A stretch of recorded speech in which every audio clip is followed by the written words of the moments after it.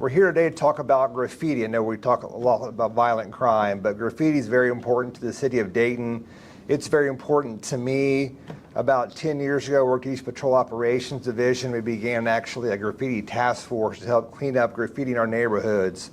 But what we've been seeing lately, probably within the last year or so, is a large increase in graffiti here in the city of Dayton. I do invite you, and we have some photographs to show. If you just drive down like North Main Street in Dayton, Ohio, if you drive down East 3rd, if you drive down West 3rd, if you come down the highway or take the bike path, you see like graffiti almost everywhere, and it's really sad because we have great neighbors in this community, both along the North Main Street corridor and East Dayton and Old North Dayton, who actually take upon themselves to go out and clean up graffiti in our neighborhood. Their own money, their own time, just to have it like tagged again.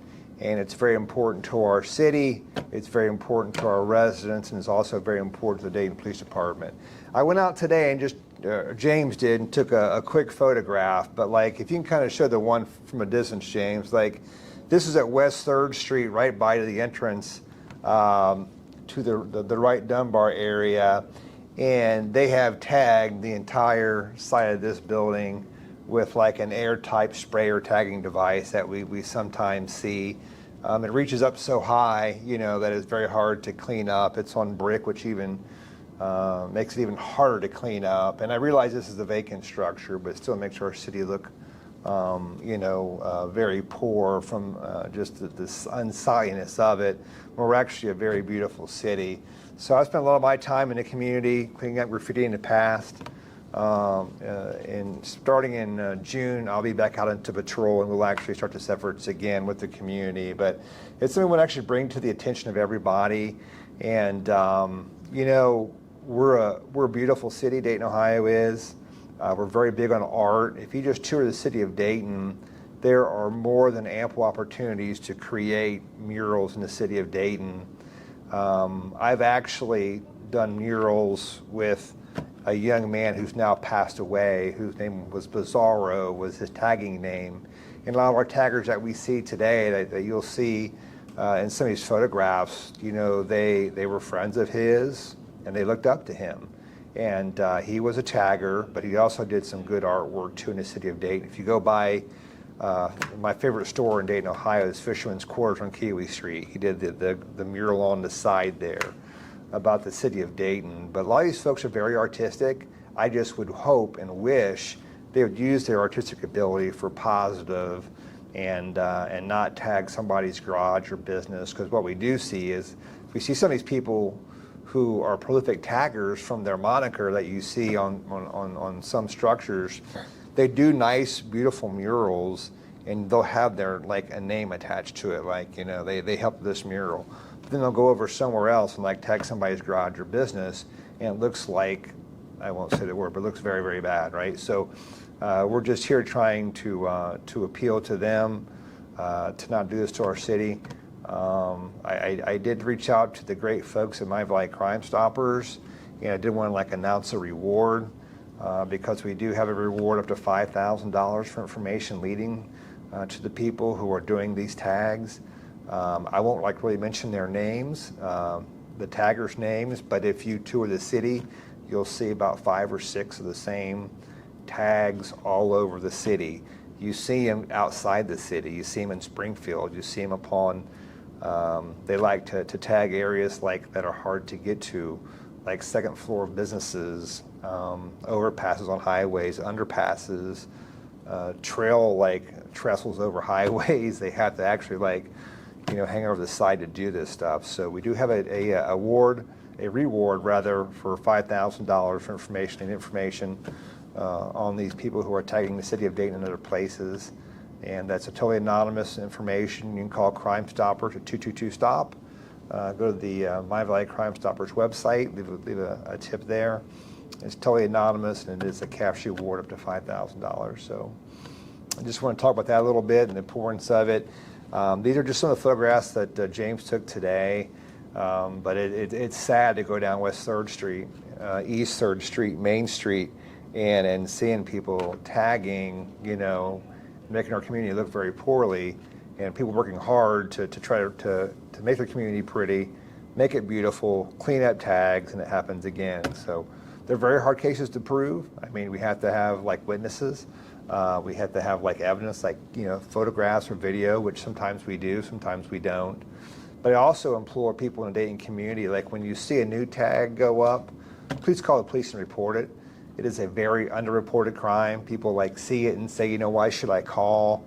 Nothing's going to happen, or, you know, or what have you. But if you see a tag go up, please give us a call right away.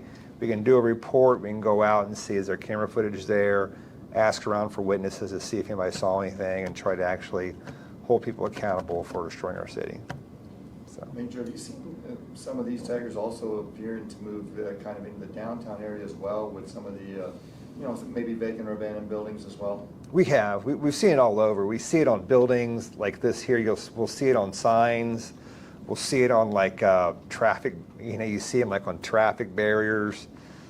We had the police memorial last week, and like a little side street there, you could see the, you know, tagging there in downtown Dayton. If you look also like right across from like Code Credit Union, you'll see a very similar like graffiti as the spray up on the side of a big building right downtown Dayton, you know, in the heart of our city.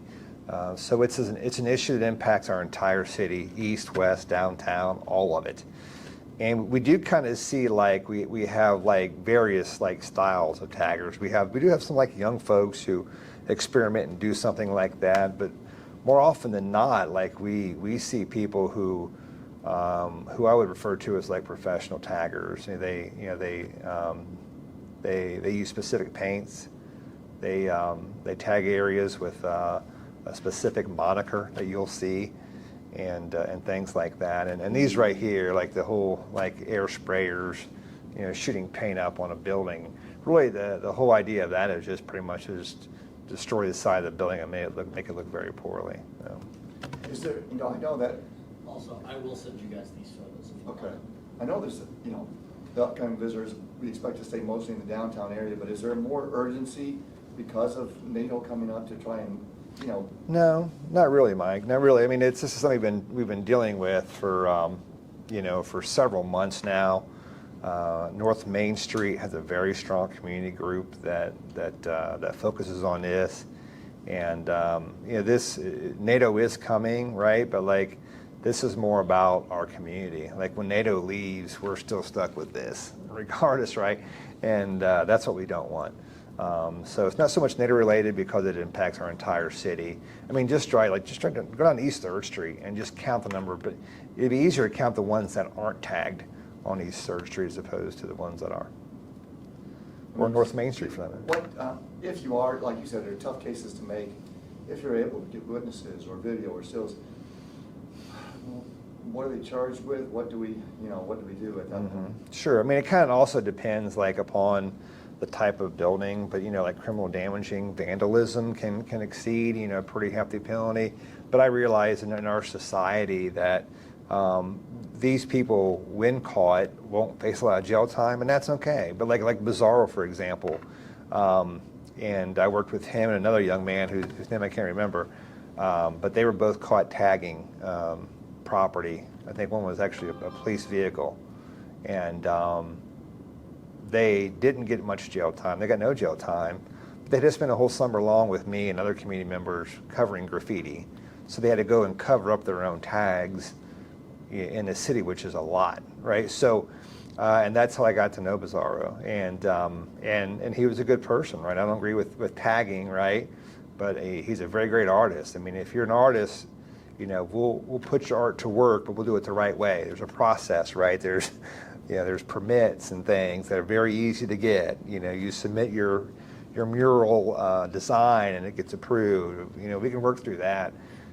But just going and tagging somebody's business, you know, or garage or house, we just can't have that. It's just show a lack of respect for someone else's property. Sure, and what we do see is sometimes it's people's property, but sometimes it's an abandoned property, which makes it even worse, right? Because that owner's not there to paint over it. We can't get a hold of them. They're absentee owners, and either neighbors have to do it, the city has to do it. So it takes resources away from other things that, you know, that are much more necessary and needed, because someone thinks it's funny or fun to put their mark. It's their, you know, I don't know, a badge of honor, what they call it, to see their tag on, you know, on somebody's house or street or sign or overpass. I mean, we see like construction where we do like, we spend all this money on like doing underpasses and having them painted, and to become a blank canvas for someone just to, you know, to tag. It's not even art, it's just like a tag. So City of Dayton, I mean, we're all about art and beauty and making our community beautiful, but there's a right way to do it, and this is the wrong way to do it.